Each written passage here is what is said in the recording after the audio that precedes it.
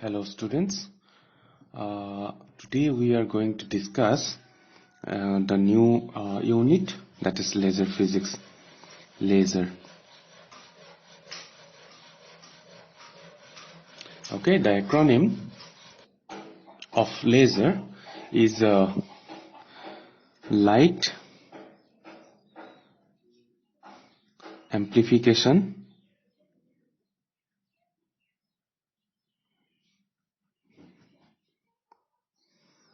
by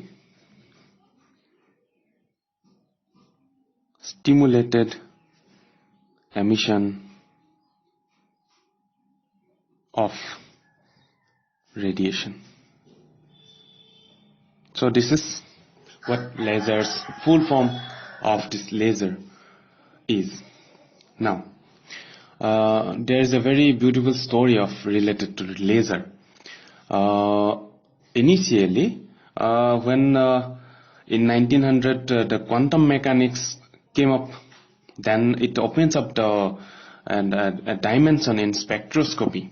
So it all have started this as all this spectroscopy have started from this discovery of quantum mechanics. So development of this is, we are going to discuss the introduction of this beautiful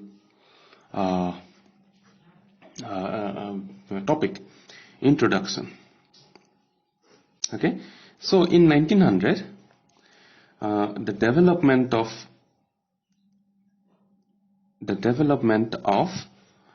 quantum mechanics in 1900 opens up new dimension in spectroscopy. Okay, people were very much searching for this spectroscopic idea or spectroscopic investigation of different materials, different solid, different liquid, and etc. And they're trying to find the benefit out of it. Okay, so say for example, what the say for example, one material I have taken, that is a glucose, say for example. Now out of glucose, how do we know the composition of it? Then you have to do some spectroscopy, means you have to shine some light onto it, and the constituent elements can be known. Okay, like say for example, this is a simple example of experiment.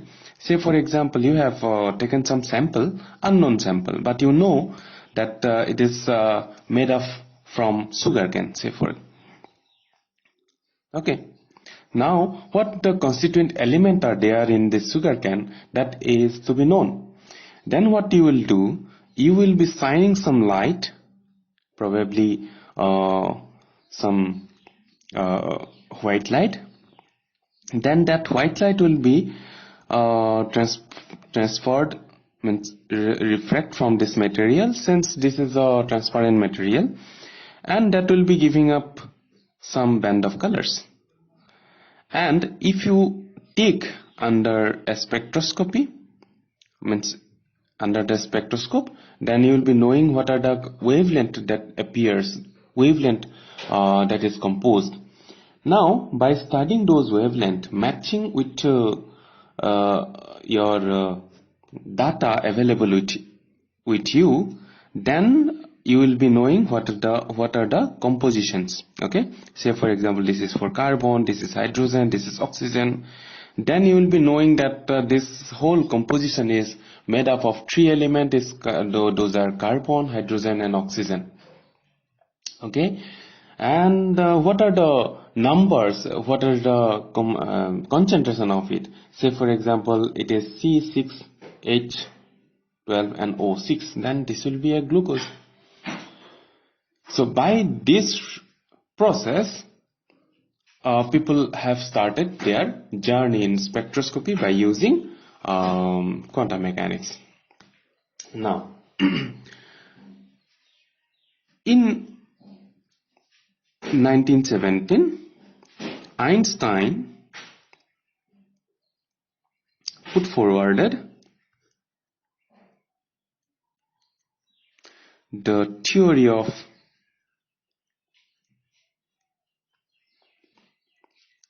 stimulated emission.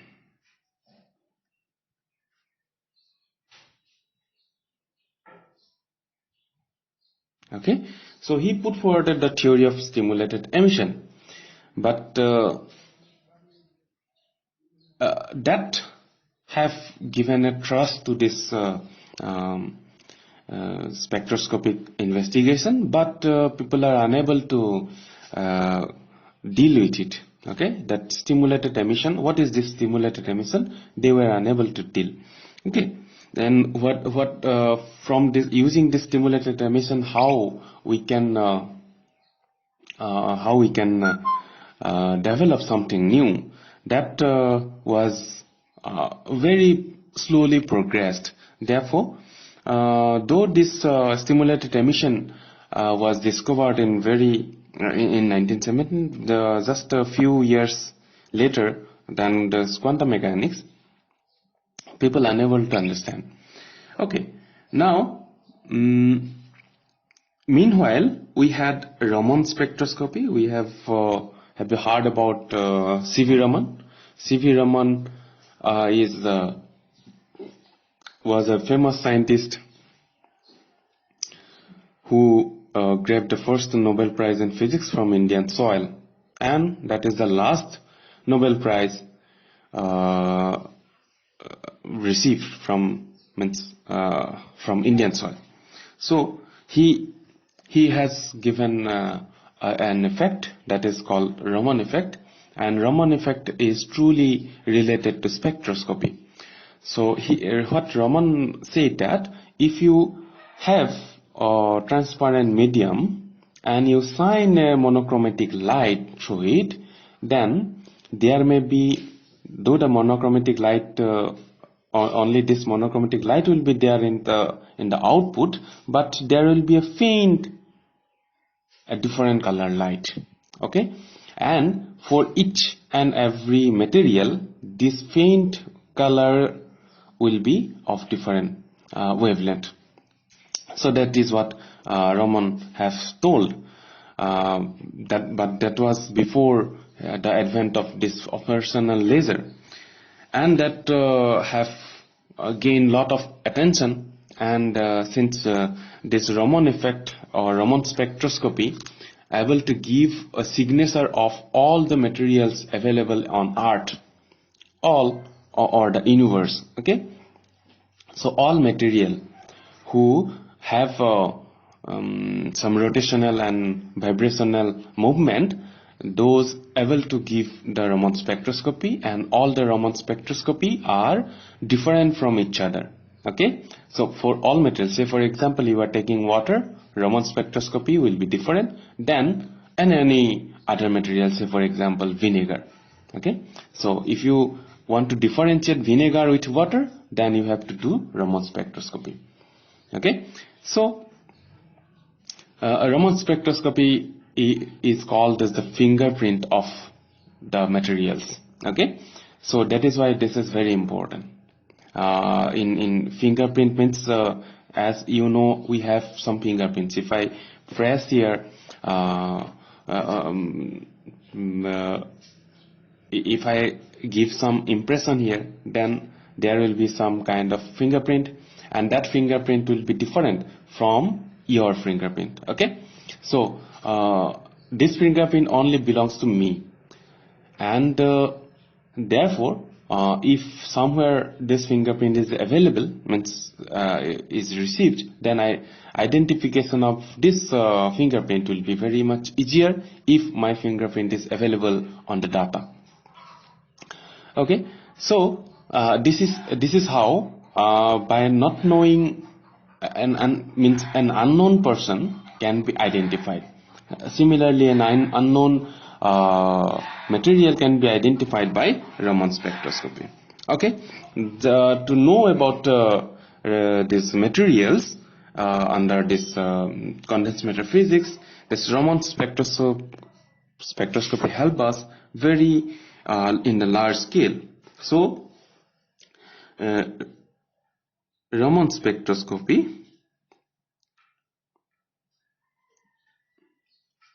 opens a pathway to molecular physics, okay, or analysis. Okay, so here you see what are the development in 1900. This quantum mechanics have started this Raman spectroscopy, spectroscopic idea, and in 1917 Einstein forwarded his stimulated emission. Then what we have Raman spectroscopy, but the researchers are unable to, since this spectroscopy are giving us, at the time were giving us lot of solution to the lot of fundamental problems related to resonant radiation. So researchers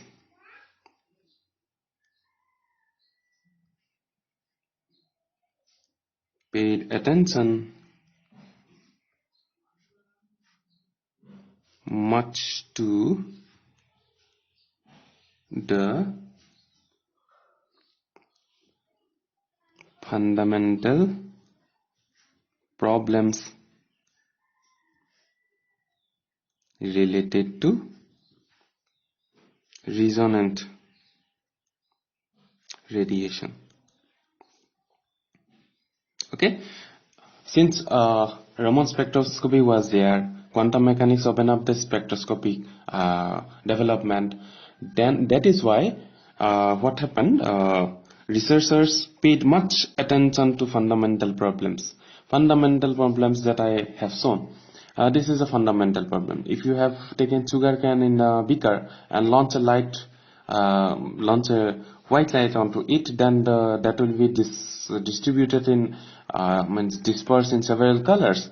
By understanding these colors and their wavelengths, we can identify what the ingredient into it. So that is a very basic idea or fundamental problem.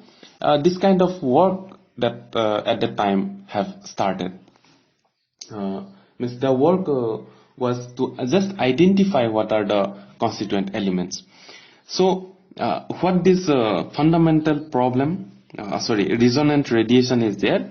Say for example, you have this material. Now this material have one ground state, one excited state, and other state are there. Though other states are there, but we are unable to detect because we have a very limited power sources which are comparable to our torchlight. Okay, torchlight, how much power it will be generating? A torchlight, that will be very small. Whatever at the time, whatever sources that we had in the era of 1917 or 1920, in the first or second or third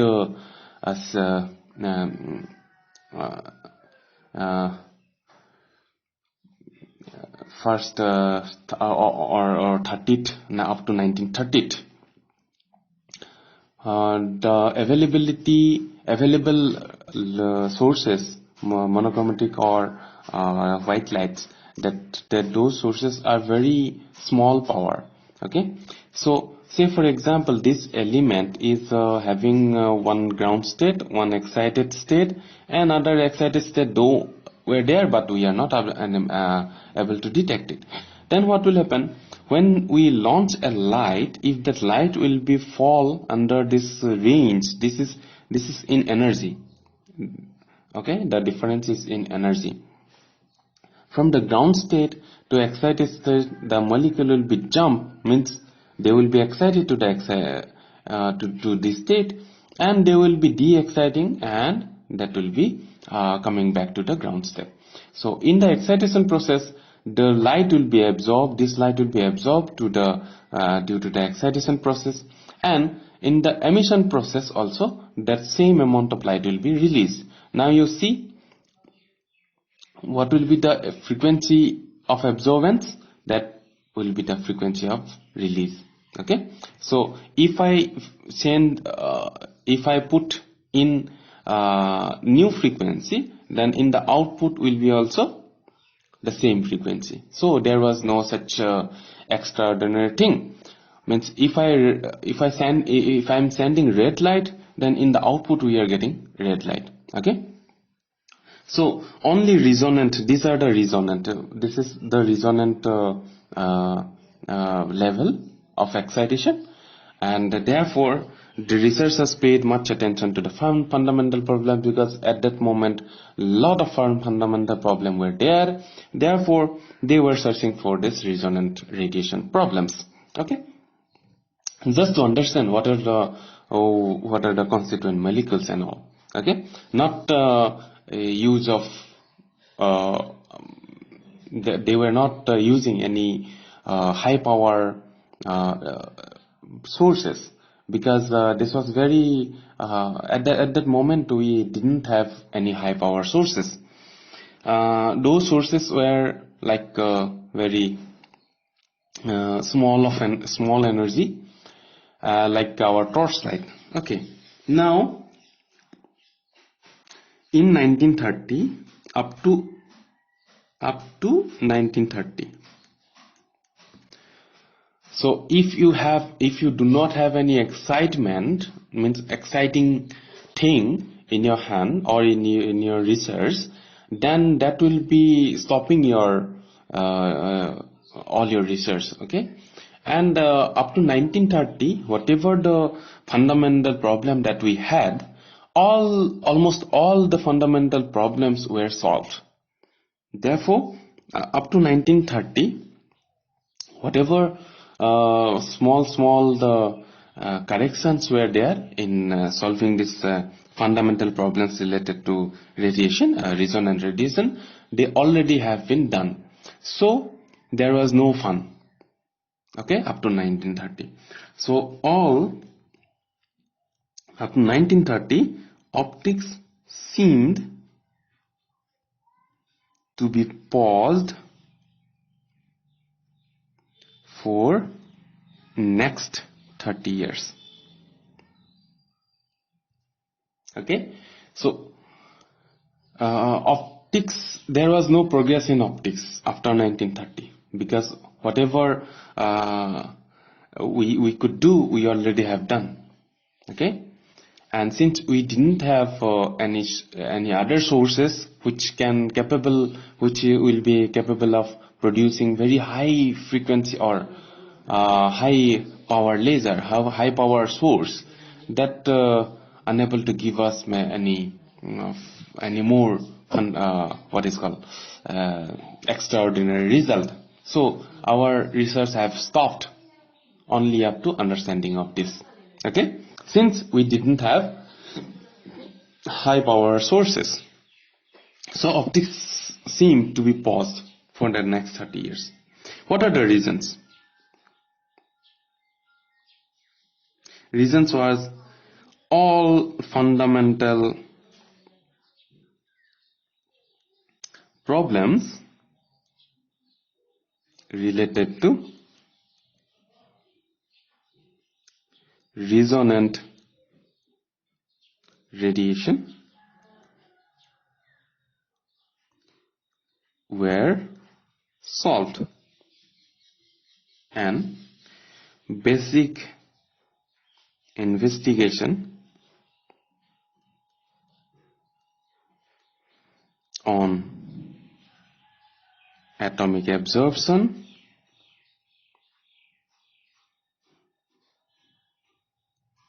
and radiation become no longer exciting.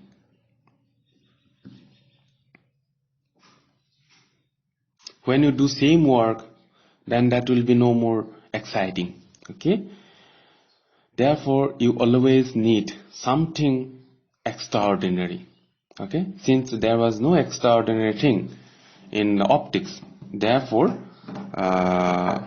we have stopped the optics at this moment, at this point. Okay, now around mid 19th century, around mid 19th century,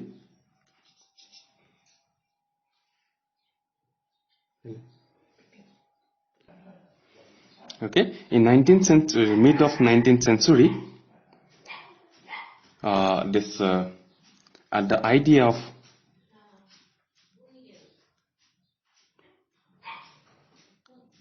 coherent optical processes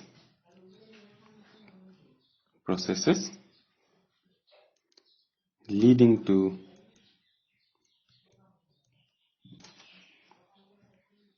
measures start emerging. Okay, what this means that in the mid of 19th century, the idea of this coherent optical processes, they were using microwave amplification by stimulated emission of radiation, because at that moment, since we have only limited power sources, the power sources which are very limited power, means the light sources which have very limited power, and people are trying to find how can we have a high power light source. So they were coming through this measures, means microwave. They are trying to find a microwave. Okay, and they already have developed the microwave amplification by stimulated emission of radiation. They found that the microwave, if you confine the microwave into a very small area, then that will be producing a very high power. Okay, and that was the starting point of this lasers, means that gave birth to these lasers, which later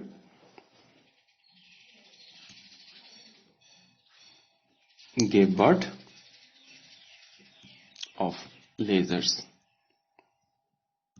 Okay, now first operational laser that came into exist, first operational laser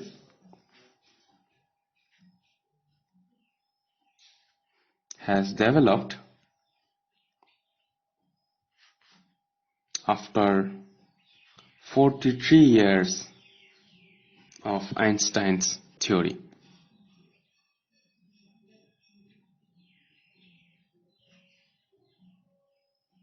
Okay, by the scientist was Theodore Raman. Okay, he developed it in 1960. Okay, and that was a ruby laser. Ruby means that is a crystal laser, solid state laser, whose wavelength was 6943 angstrom. Okay, now